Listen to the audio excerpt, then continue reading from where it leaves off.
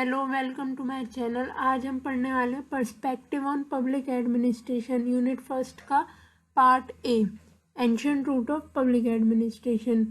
ये BA honours political science जो DU से कर रहे हैं रेगुलर या सोल एनसी वेब किसी भी उससे कर रहे हैं तो उन सब के लिए यूज़फुल वीडियो होगी और ये न्यू एजुकेशन पॉलिसी के अकॉर्डिंग है।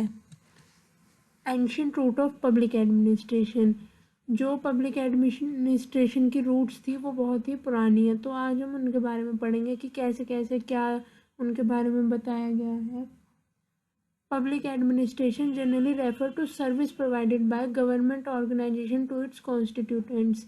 पब्लिक एडमिनिस्ट्रेशन जो कि एक गवर्नमेंट ऑर्गेनाइजेशन है जो उसके मिनिस्टर्स रन करते हैं। और the oldest cradle of civilization of Egypt, China, India and Mesopotamia may be identified as a origin of public administration।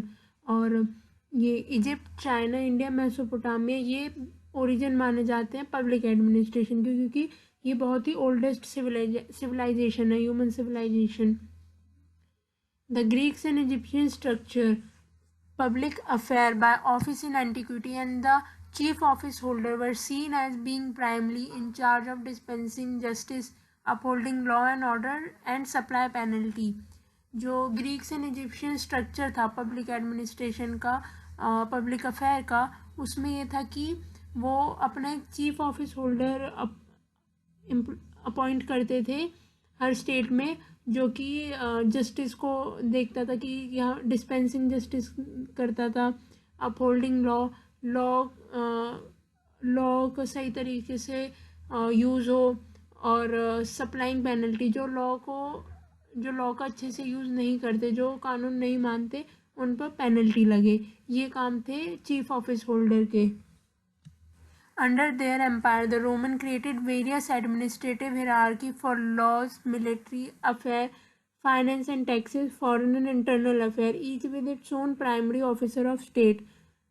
जो रोमन एम्पायर थे उन्होंने बहुत ही वेरियस एडमिनिस्ट्रेटिव हिरार्की बनाई, जो कि लॉ के लिए थी, मिलिट्री अफेयर को देखती थी, फाइनेंस एंड टैक्सेस को देखती थी, फॉरेन एंड इंटरनल अफेयर भी देखती थी। ये एडमिनिस्ट्रेटिव हिरार्कीज जो कि एक ऑफिसर होता था हर स्टेट का। The Roman Empire was govern by a complex administrative system. Roman Empire जो था वो बहुत ही कॉम्प्लेक्स एडमिनिस्ट्रेटिव सिस्टम से रन होता था, जो कि बाद में रिप्लेस कर दिया गया Roman Catholic church. China's civil service exam was developed under Tang and Song dynasty, which unquestionably the long-lasting in the history. It was initially created along with the centralized administration during Han era.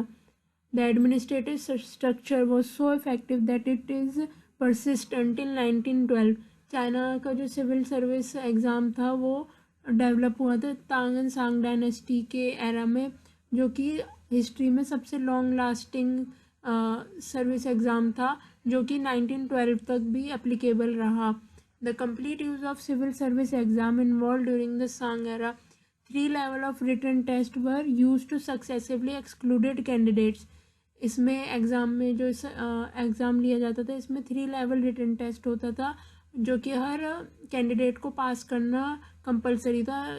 फिर उसके बाद और step लिए जाते थे जिससे कि वो सर्विस में एम्प्लॉय हो सके। The Chinese classics were heavily emphasized since it was believed that they helped develop the virtue of good citizen। जो चाइनीज़ क्लासिक्स थे वो इस बात पर जोर देते थे कि जो एम्प्लॉय सर्विस अपॉइंट करेगा वो एक गुड सिटीजन हो। The absolute tradition refer to the administrative custom of absolute monarch regime, when all power are vested in monarch। Absolute tradition मतलब निरंकुश शासन, जिसमें कि राजा, एब्सोल्यूट ट्रेडिशन में मोनार्क रेजिमेंस होती थी, जिसमें कि राजतंत्र होता था, जहाँ पर सारी पावर जो थी राजा में निहित थी। द कौटिल्याज अर्थशास्त्र, the ancient Indian work that focuses the most on public administration। जो कौटिल्य, उसने अर्थशास्त्र नाम से एक बुक लिखी थी जो कि एंशंट इंडियन वर्क है पब्लिक एडमिनिस्ट्रेशन पर। ये सबसे पहला वर्क है जो कि सब्जेक्ट्स पर लिखा गया है कौटिल्य के द्वारा। Tradition hold that Kautilya often referred as a Chanakya Vishnugupta was the prime minister of dynasty of Bihar. ऐसा कहा जाता है कि कौटिल्य को चाणक्य और विष्णुगुप्त के नाम से जाना जाता था, जो कि प्राइम मिनिस्टर थे डायनेस्टी ऑफ बिहार के। Arthashastra, a work by Kautilya was Kautilya as the Hindu equivalent of text book on political strategy. Arthashastra Kautilya की जो बुक है वो Hindu equivalent of text book on political strategy पे है। मतलब बेसिकली इसमें पॉलिटिकल स्ट्रेटजी बताई गई है, कैसे कैसे क्या चीज़ें होनी चाहिए, किंग में क्या प्रीस्ट के ड्यूटीज़ हैं, मिनिस्टर्स की क्या ड्यूटीज़ हैं, वो सब अर्थशास्त्र में डिस्क्राइब है। It deal with primary the science polity which according to Kautilya is a combination of science, wealth and science of economics and state craft according to Manusmriti and form of trio within dealing with the dharma kama of that time. According to Kautilya, money is the lifeblood of government and it play a crucial role in all of its operation. Kautilya का कहना था कि money जो है वो बहुत ही main role play करता है गवर्नमेंट के किसी भी काम को करने में। Kautilya highlighted the importance of public administration and administrator in accordance with the theory may only embrace the art of public administration if he is knowledgeable in the science of public. Kautilya के according जो administrator है इस theory में वो public administration को तभी समझ सकता है जब उसमें नॉलेज हो कि साइंस ऑफ पब्लिक की, कि पब्लिक में क्या क्या इश्यूज़ हैं, क्या इश्यूज़ कैसे क्रिएट होते हैं, उनको कैसे सॉल्व किया जाए, ये सब। The knowledge of science of administration is required to king, the prince, the high priest and the minister. जो knowledge of science of administration है वो किंग, प्रिंस और हाई प्रीस्ट और मिनिस्टर सबको होनी चाहिए। इस पर ये थ्योरी जोर देती है। He emphasized that the administration of the state is based on the concept of authority and discipline. Kautilya के अकॉर्डिंग जो एडमिनिस्ट्रेशन है, जो स्टेट का एडमिनिस्ट्रेशन है वो इस कॉन्सेप्ट पर होना चाहिए कि उसमें अथॉरिटीज़ हो, हर एक उसका अलग डिपार्टमेंट हो हर एक इशू का, और डिसिप्लिन रहना चाहिए स्टेट में, कोई भी क्राइम ना हो। He believed that concepts like hierarchy, coordination and division of labor were necessary to internal organization process. उनका मानना था कौटिल्य का कि डिवीजन ऑफ लेबर हो, मतलब अलग अलग स्तर पर ऑर्गेनाइजेशन हो जो कि काम करे, इन सब चीज़ों को देखें कि क्या इशू है, कैसे सॉल्व किया जाए।